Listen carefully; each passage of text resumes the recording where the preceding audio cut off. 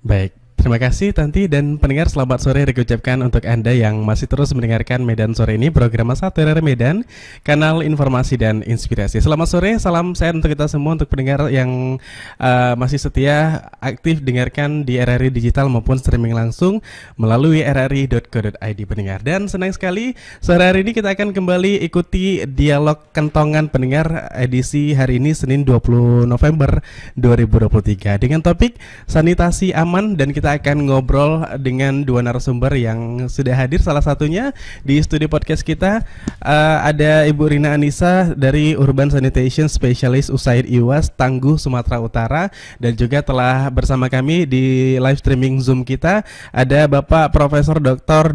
Umar Zain DTM NH SPPD KPTHI selaku pemerhati kesehatan masyarakat Sumatera Utara. Saya ucapkan selamat sore untuk Profesor Umar. Selamat sore, Prof.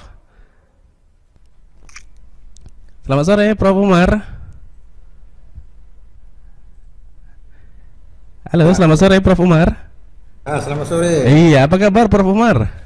Alhamdulillah Iya. sehat. Oke, luar biasa sehat ya. Kita tersambung dari streaming Zoom untuk sore hari ini ya, Prof. Umar ya. Oke, baik ya, tapi semoga lancar begitu. Baik, dan juga saya ucapkan selamat sore untuk Ibu Rina Anissa. Selamat sore, Bu Rina. Selamat sore. Saya manggilnya Ibu atau Mbak ini ya? Boleh dua-duanya. Boleh dua-duanya ya, manggil Mbak aja biar kita kayak seumuran gitu ya. Iya, boleh.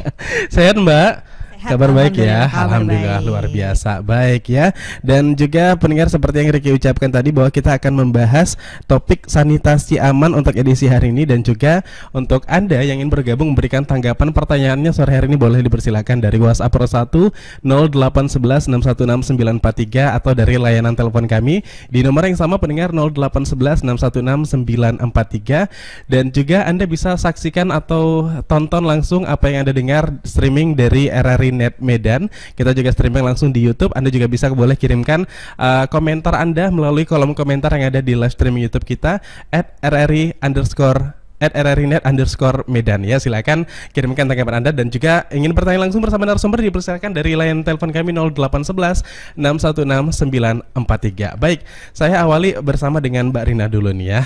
Oke, Mbak Rina, ini saya sebenarnya udah sering dengar ya USAID IWAS ini, tapi mungkin di telinga masyarakat masih sedikit asing begitu ya. Boleh kita jelaskan terlebih dahulu, Mbak Rina, apa sih sebenarnya USAID IWAS ini? Oke, USAID IWAS Tangguh itu sebenarnya program. Oke, penyebutannya USAID ya. USAID IWAS Tangguh. USAID IWAS, oke. Oke, jadi itu adalah mitra ya, mitra pembangunan untuk beberapa dampingan kabupaten kota di seluruh Indonesia, di mana kami bergerak di bidang air minum, sanitasi, dan sumber daya air yang tangguh. Kan USAID IWAS Tangguh. Nah, tangguh tuh apa ya? Tangguh tuh artinya berarti dia berketahanan iklim.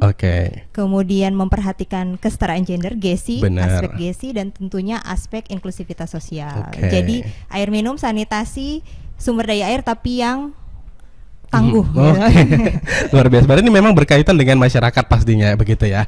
Oke, saya sapa lagi ada Prof. Umar di live streaming Zoom kita. Prof. Umar, ini Prof. Umar kan dari pemerhati kesehatan masyarakat Sumatera Utara nih. Prof. Umar sendiri melihat kesehatan atau tingkat kesehatan di lingkungan masyarakat, karena memang di beberapa waktu belakangan kita seringkali mendapatkan informasi bahwa banyak masyarakat yang belum menerima manfaat kesehatan seperti itu. Masih banyak masyarakat yang belum memenuhi standar kesehatan di rumahnya sendiri begitu. Nah, Prof. Umar sendiri melihat sebagai pemerhati kesehatan di lingkungan masyarakat Sumatera Utara sendiri seperti apa sih, Prof. Umar?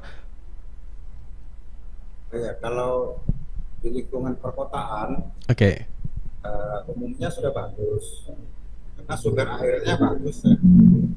Airnya umumnya dari air pump. Ya, kalaupun ada sumur, dia sumur bor. Yang masalah itu adalah di pedesaan biasanya. Sumber airnya mungkin belum ada pump atau masih air tanah ataupun dari sungai. Oke, nah standar kesehatan maksudnya kenapa bisa jadi berbeda nih? Kalau di kota, kalau misal tadi Prof. Umar bilang ya, kalau di kota sebenarnya udah baik begitu. Cuman kalau di daerah sendiri atau di desa-desa itu masih kurang begitu. Sebenarnya standar kesehatannya lingkungan masyarakat atau keluarga sendiri seperti apa sih? Apakah memang berdasarkan kualitas air atau apalagi nih Pak Prof. Umar? Oh ya, masalah sanitasi ini memang ada standarnya. Tapi masyarakat punya standar sendiri. Artinya masyarakat kalau dia sudah biasa menggunakan air sungai, walaupun ada sumber air sumur, dia lebih senang dengan air sungai. Jadi ada masalah perilaku ya, perilaku atau kebiasaan masyarakat itu. Jadi kalau kita lihat misalnya di Kota Medan, di pinggiran Sungai Deli itu masyarakat masih banyak menggunakan sumber air sebagai air sungai sebagai sumber air, apakah untuk mandi, untuk mencuci. Memang untuk air minum mungkin tidak ya, tapi untuk mandi, mencuci dan kebutuhan lainnya itu masih menggunakan air sungai. Dan kalau air sungainya itu belum tercemar masih bisa diterima, tapi kan kita tahu sungai kita kan banyak tercemar, baik dengan kotoran maupun kotoran manusia maupun kotoran binatang dan limbah-limbah industri biasanya dibuang ke sungai. Oke, baik. Memang itu tidak bisa kita pungkiri ya, bersama bahwa air sungai ini memang banyak sekali campurannya dari limbah pabrik seperti yang Prof. Umar katakan. Tapi memang banyak yang masyarakat bilang bahwa ini udah tradisional begitu ya. Tapi memang kita harus peduli lagi terhadap kesehatannya. Baik, saya ke Mbak Rina lagi nih. Mbak Rina, ini di sini sudah terpampang nih ya, seperti banner begitu ya. Ini menjelaskan dan menggambarkan tentang apakah tangki septik di rumah itu sudah aman begitu. Artinya sudah menjelaskan lengkap begitu. Ini boleh dijabarkan kembali sedikit Mbak untuk bagaimana supaya memberikan edukasi kepada masyarakat. Boleh Mbak, silakan. Oke, jadi sesuai tema kita sore hari ini yakni sanitasi aman, benar. Jadi sanitasi aman itu punya beberapa kriteria. Yang pertama adalah memiliki akses sanitasi milik sendiri. Oke. Jadi di rumahnya sudah ada jamban sendiri, sudah nggak numpang tetangga gitu ya. Kemudian toiletnya itu udah leher angsa. Jadi bentukannya, desainnya itu toilet leher angsa. Kemudian si toiletnya itu terhubung ke tangki septik yang kedap kayak di sini atau ke perpipaan antara dua. Nah, kalau tangki septiknya kenapa sih harus kedap? Nah ini ya, jadi kalau tangki septik nggak kedap tuh tidak pernah disedot. Kemudian dia kan tanahnya langsung menyerap ke tanah. Jadi kita bayangkan lah ya, lumpur tinja yang kita hasilkan langsung terserap ke tanah. Nanti kalau deket sama sumber air kan seperti apa gitu ya. Diserap kembali begitu ya. Diserap kembali. Kemudian tentu saja sumber air akan tercemar. Nah kalau kedap berarti dia ada pipa masuk, ada pipa keluar, kemudian punya lubang sedotnya, kemudian kedap air. Nah kalau kedap tentu saja suatu saat penuh. Oke, ditahan dulu Mbak. Ini buat pemirsa yang sedang menonton di live streaming YouTube, boleh bisa disaksikan sama-sama ya. Kita sudah pampangkan di sini ada banner yang menggambarkan bagaimana sebenarnya ciri-ciri tangki septik yang benar begitu ya Mbak Rina ya. Oke, boleh dijelaskan kembali Mbak, silakan. Oke, jadi ini tangki septiknya. Nah, jadi kenapa sih kita harus punya tangki septik yang kedap ini ya? Yang pasti lumpur tinja kita atau kotoran kita yang kita hasilkan sehari-hari pastinya punya miliaran sumber penyakit ketika tidak ditampung dengan penampungan yang aman pastinya kan seperti itu. Nah jadi tangki septik itu memiliki solusi bahwa supaya si tinja ini tidak mencemari lingkungan dan sumber air. Suatu saat yang namanya tangki septik kedap ini akan penuh otomatis ya karena kedap, maka harus disedot. Disedotnya kemana? Ke IPLT namanya, instalasi pengelolaan lumpur tinja. Atau kalau di Medan ada tuh IPLT Cemara biasanya gitu ya. Di setiap kota beberapa sudah ada IPLT. Nah itulah jadi kenapa aman. Jadi di rumah sudah ada toilet leher angsa, udah ada septic tanknya kedap, lalu disedot, dibuang ke tempat yang aman pula, dikelola dengan baik. Baik. Nah ini bisa jadi salah satu edukasi juga ya bagi masyarakat yang mungkin belum tahu ya sebenarnya bagaimana tangki septik yang benar begitu ya, karena ini juga sebenarnya tahap awal ya Mbak ya, tahap awal dari para rumah tangga begitu ya, para keluarga yang mungkin masih belum menyadari bahwa ternyata ada standarisasi dari bagaimana cara pembuatan tangki septik yang aman begitu ya. Saya ke Prof. Umar lagi nih. Prof. Umar masih bersama kami? Prof. Umar masih bersama kami? Oke, baik. Nah, Prof. Umar, ini memang kekhawatiran kita sebagai masyarakat ya melihat kalau tadi Prof. Umar katakan kalau di kota ya sudah aman, cukup aman gitu ya. Kita juga memang mungkin bisa sepakat untuk warga di perkotaan mungkin bisa sudah mengatasi bagaimana sebenarnya standarisasi untuk sanitasi yang baik dan sehat seperti itu. Nah, kalau di pedesaan sendiri masih banyak sekali warga atau masyarakat yang masih menggunakan sungai sebagai sumber air mereka begitu, dan kita tahu bahwa air sungai itu banyak sekali pencemarannya. Kalau tadi yang kita sebutkan bahwa limbah pabrik, kemudian sampah masyarakat atau limbah masyarakat begitu, kemudian juga kotoran-kotoran hewan dan lain-lain sebagainya.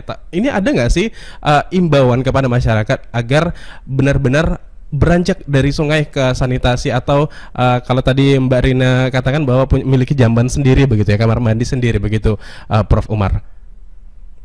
Ya, kalau himbauan itu sudah ada, sudah sejak lama itu ya. Ya, sejak adanya Puskesmas tahun 70-an itu sudah ada itu program jamban keluarga. Tetapi pengalaman kita di beberapa daerah itu sudah dibangun jamban keluarga, tetapi jamban itu tidak digunakan. Masyarakat lebih senang menggunakan sungai. Jadi sebenarnya sebelum membangun fisik, terlebih dahulu sebenarnya membangun mental dulu, membangun perilaku.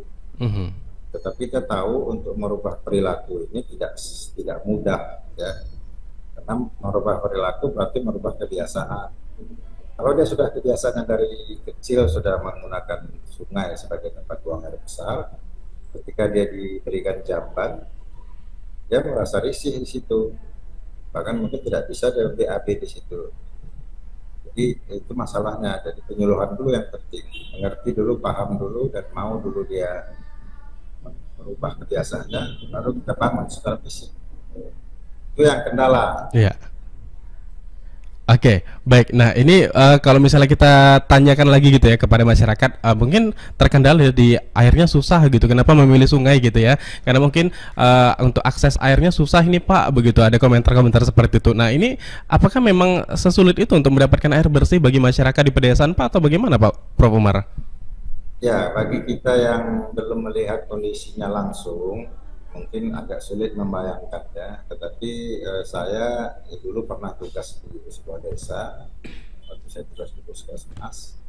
Waktu itu sumber air itu memang sulit, sumur juga tidak bisa, tidak ada sumur, karena kalau dikorek dia akan jumpa batu padas di dalam. Jadi mau membuat sumur bor juga nggak bisa, perlu mata bor yang khusus pada waktu itu ya. Cuman sekarang saya dengar sudah bisa dibuat sumber bor. Nah, jadi dibangun pun zaman keluarga, sumber airnya tidak ada. Sumber air utama itu memang dari sungai. Nah, sehingga kendala ini tidak bisa diselesaikan dari segi kesehatan, harus ada lintas sektor. Jadi harus ada misalnya dari SPU atau dari dinas yang lain, dari kecamatan, kelurahan. Jadi masalah itulah yang sering timbul di pedesaan. Oke, baik ya. Semoga segala problem yang ada di tengah masyarakat cepat teratasi, Prof. Umar ya. Oke. Ya, dengan berkembangnya zaman mungkin sudah yang dulu barangkali sudah tidak ada lagi, tapi bukan tidak mungkin, masih ada hal-hal yang seperti saya ceritakan itu. Ya. Masih ada. Oke, baik.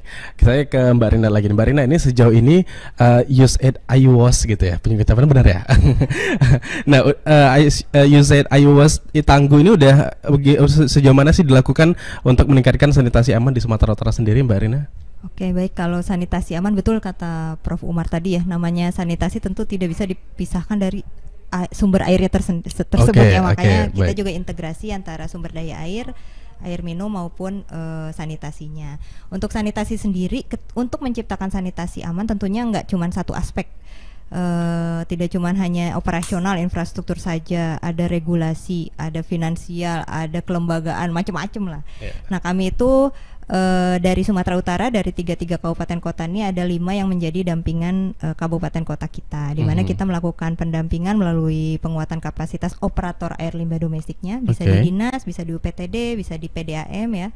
Nah, PDAM sekarang ada yang ngolah air limbah juga, kayak Tirta Nadi itu kan yang mengolah air limbah juga.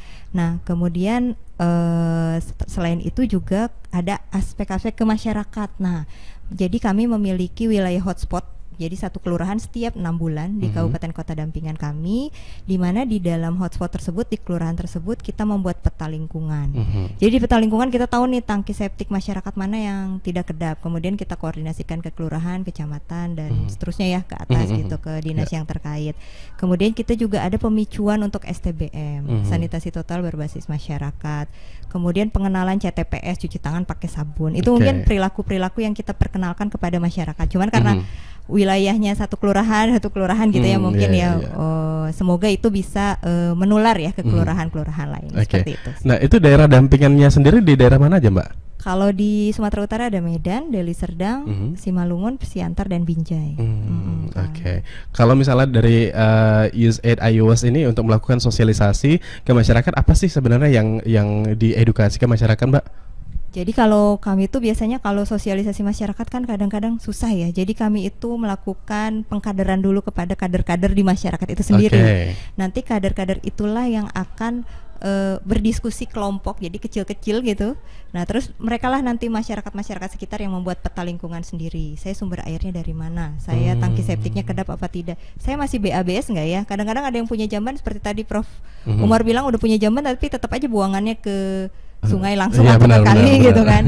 Ya seperti itu kita lakukan pemetaan lingkungan. Dari pemetaan lingkungan itu kita bisa tahu kita mau ngapain di kelurahan atau desa tersebut. Kalau ke masyarakat ya seperti itu. Tapi kalau pendekatan ke institusi yang tadi regulasi, pendampingan penyusunan regulasi dan lain-lain mungkin itu ke dinas terkait. Saya ke Prof Umar lagi. Ini menarik pembahasan soal sungai ini ya. Saya sangat senang nih kalau membahas soal sungai.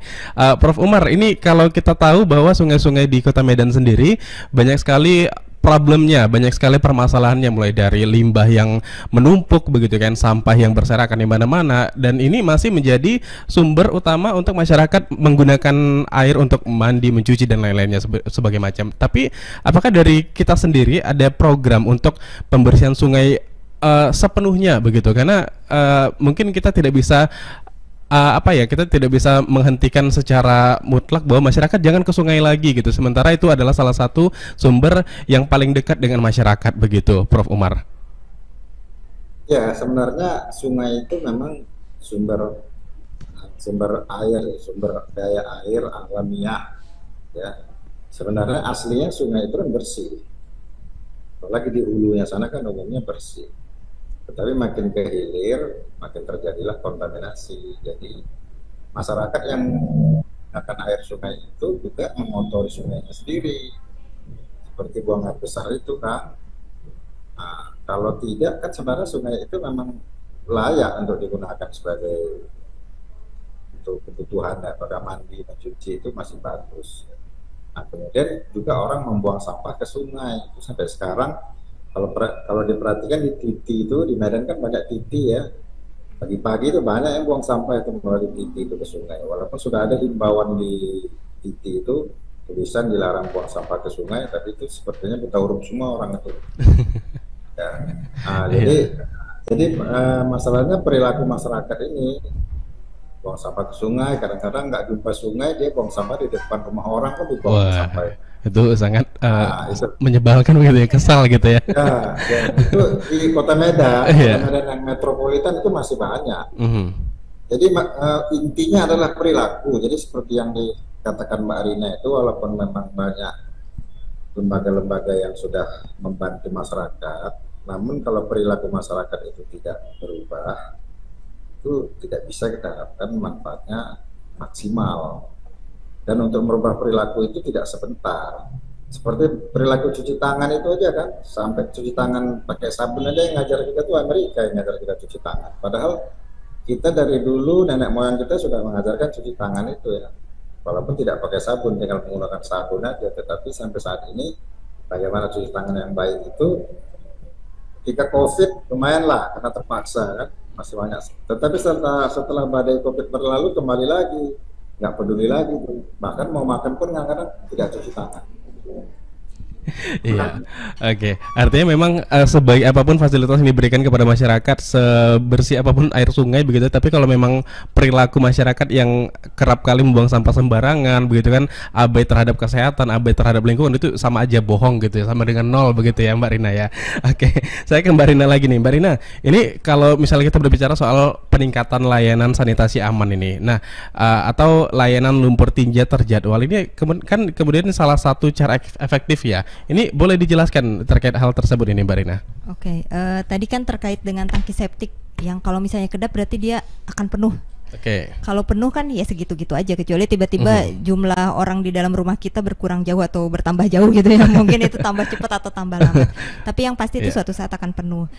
Jadi setiap 3 sampai 5 tahun sekali itu pastinya dia akan penuh. Nah, dengan sebuah sistem bahwa dia terjadwal, misalnya saya hari ini septic tank saya di rumah disedot, berarti 3 tahun lagi kan otomatis dia penuh, harus disedot lagi. Dan bayangkan itu dilakukan untuk taruhlah Kota Medan sekian juta atau sekian ratus ribu rumah secara terjadwal dengan sistem yang baik. Berarti sanitasi aman kan bisa tercapai dengan sangat cepat. Oh, itu termasuk salah satu ini ya, pemeliharaan juga ya ternyata ya. Itu adalah sebuah syarat tadi untuk sanitasi aman kan harus ada penyedotan. Nah, kalau penyedotannya terjadwal, dia masuknya LLTT. Kalau tidak terjadwal nih misalnya penuh, kemudian kita telepon operator ini minta tolong disedot tangki septik kita, nah berarti tidak terjadwal. Tapi kalau terjadwal itu inisiatifnya dari operator air limbah domestik. Dia membuat sistem informasi, si A rumahnya di sini disedot hari ini, si B sekian. Jadi sanitasi aman di sebuah kota itu, jadi kita punya target nih 15% sanitasi aman kan di 2024. Dengan jadwal seperti ini tentunya akan lebih mudah untuk mencapai itu gitu. Karena kalau nunggu penuh masyarakat, ya kalau tangki septiknya kedap bakal penuh. Kalau nggak kedap kan nggak penuh-penuh ya. Jadi kayaknya telepon dari masyarakat untuk nyedot tangki septiknya juga nggak ada gitu. Tapi dengan terjadwal itu akan jauh lebih mudah. Tapi sejauh ini kalau Mbak Rina sendiri melihat masyarakat udah ada yang melakukan hal demikian nggak? Ada LLTT. Berapa persen kira-kira? Kalau sanitasi aman saya nggak berani ngomong persen nih. Kalau LLTT di Medan jalan, di Deli Serdang juga sebagian sudah berjalan, di Siantar juga jalan. Saya tahu cuma dampingan USAID Tangguh saja. Jadi Medan tuh semua warga Medan bisa menjadi pelanggan layanan lumpur tinja terjadwal gitu. Jadi silakan hubungi operator air limbah domestik di kabupaten kota masing-masing, baik mau tidak terjadwal maupun terjadwal silahkan. Tentunya ada retribusi yang harus dibayar, tapi itu semua demi meningkatkan derajat kesehatan kita pastinya ya. Pasti. Betul seperti itu. Jadi LLTT akan meningkatkan akses sanitasi aman sebuah kota dengan sangat efektif seperti itu. Oke, baik ya. Untuk Anda pemirsa dan pendengar RRI Net Medan sore hari ini, silakan untuk Anda yang bergabung memberikan tanggapannya, dipersilakan dari WhatsApp Pro 1 0811 616943 atau dari layanan telepon kami di nomor yang sama 0811 616943. Untuk Anda pemirsa RRI Net Live Medan, boleh silakan kirimkan komentarnya di kolom komentar RRI Net streaming YouTube kita terkait pembahasan kita sore hari ini yaitu sanitasi aman bersama dengan dua narasumber kita. Baik, ini mungkin jadi terakhir ya. Saya ke Prof. Umar nih. Prof. Umar. Ya. Nah, Prof. Umar, memang kalau kita melihat masyarakat atau kebiasaan masyarakat sampai saat ini, kita tidak bisa pungkiri bahwa ada plus minus begitu ya. Ada mungkin yang memang sudah memenuhi standar untuk kebersihan atau mencukupi atau memenuhi standarisasi dari sanitasi aman. Kemudian ada juga masyarakat, sekelompok masyarakat yang mungkin masih abai begitu ya. Karena ya gimana ya, maksudnya kita bilang juga ini untuk kesehatan mereka sendiri begitu ya Mbak Rina ya, dan juga Prof. Umar ya.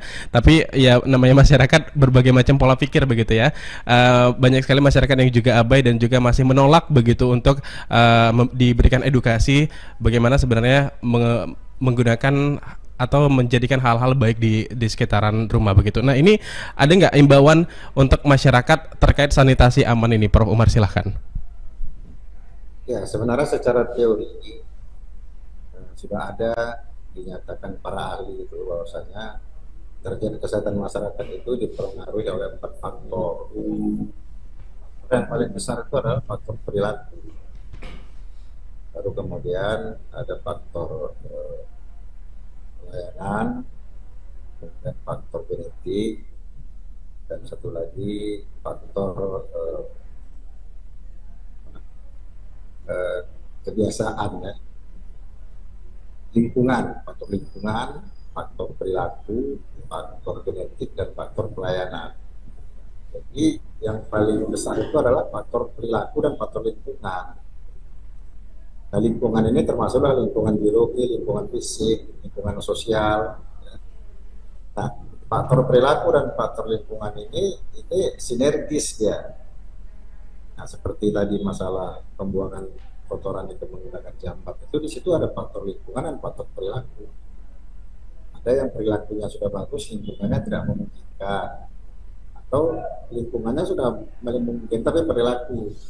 Jadi dikatakan memang yang paling berat itu merubah perilaku itu. Ya, bukan hal yang mudah. Kadang-kadang memerlukan waktu sampai 1 atau 2 generasi baru berubah perilaku itu. Tetapi kalau kita mau bekerja sama lintas sektoral, tidak hanya tugas kesehatan, ini sebenarnya dari mulai pendidikan awal, pendidikan usia dini sudah diajarkan itu. Dari mulai TK, SD, SMP itu sudah ada. Jadi kita tidak bisa macam tadi, targetnya aja baru 15% untuk bisa pengolahan limbah ini tadi yang baik itu. Mereka dengan upaya begitu aja targetnya 15% tercapai, bukan 100%. Jadi 15% itu kan masih kecil. Jadi kalau dapat pun 15% sudah bagus. Jadi artinya perlulah kita bersama-sama, masyarakat mengimbau masyarakat. Tetapi kan mengimbau ini kan nggak bisa, salah satu seperti podcast ini lah. Podcast ini kan satu ya, tapi ini nggak bisa sekali. Benar. Mesti ada tindakan seperti tadi ya, pembentukan kader. Nah ya. Jadi begitu, upaya itu tidak harus serta-merta dengan 2-3 kali harus bisa berlangsung baik, belum tentu ya, harus terus-menerus. Begitu, Mas Riki. Oke, baik, terima kasih Prof. Umar kalau gitu atas waktu dan kesempatannya sore ini. Tapi sebelum saya tutup, saya ke Mbak Rina. Mbak Rina, sebagai penutup, pesan-pesan yang disampaikan kepada masyarakat juga berupa imbauan barangkali boleh, silakan Mbak. Oke, baik, terima kasih Mas Riki. Jadi terkait dengan tadi kita juga ada program namanya Tetangga Panutan. Jadi sebelum ke sekitar, kita ke kita dulu deh, kita cek dulu bagaimana kondisi kebersihan di rumah kita, gimana kondisi jamban di rumah kita, tangki septik kita sudah betul atau belum gitu. Setelah itu barulah kita bisa menjadi panutan untuk tetangga-tetangga kita yang lain. Nah, itulah yang bisa kita pelajari, yang bisa kita lakukan sebagai masyarakat tentunya ya, itu yang bisa kita lakukan, dan itu hal kecil yang bisa kita lakukan dan semoga menular ke sekitar kita. Jadi jangan lupa untuk terus semangat CTPS, cuci tangan pakai sabun, kemudian juga punya tangki septik kedap, dan juga ya harus ada penyedotan berkala tentunya.